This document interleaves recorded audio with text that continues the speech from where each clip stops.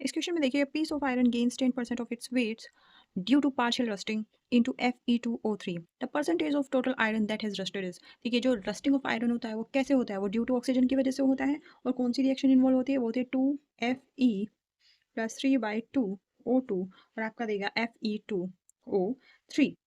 इसमें बताना है कि कितना जो परसेंट ऑफ आयरन है वो रस्ट हुआ है। तो हमने माना कि सपोज हमने 100 ग्राम आयरन लिया है, ठीक है, और वेट में गेन कितना होना है 10%। तो 10% अगर वेट में गेन हो रहा है तो 10% किसका होगा, ऑक्सीजन का। इसका मतलब ऑक्सीजन कितना होगा 10 ग्राम, क्योंकि 100 ग्राम का 10% कितना होगा 10 ग्राम। तो ये कितना होना चाहिए आपका 110 ग्राम। लेकिन स्टोक्योमेट्री क्या बोलती है, स्टोक्योमेट्री बोलती है कि जो 2 मोल आयरन है उसके लिए कितना चलता है 3/2 mole of oxygen, 3/2 mole of oxygen. 2 mole of iron में ज़रूरत होती है 3/2 मोल ऑफ ऑक्सीजन।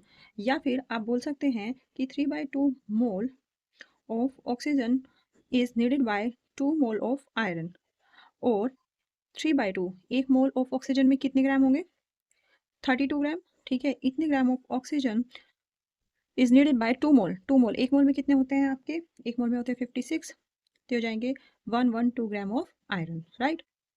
ये हो जाएगा आपका, यानी कि 48 ग्राम जो ऑक्सीजन है वो रस्ट कर रही है आपका 122 ग्राम ऑफ आयरन। लेकिन ये तब होगा जब ये कंप्लीटली रस्ट कर देगी, जबकि हमारे क्वेश्चन में क्या है कि ये पार्शियली रस्ट कर रही है। तो हमारे क्वेश्चन में कितना दिया है, जो आपका ऑक्सीजन का वेट है वो 10 ग्राम।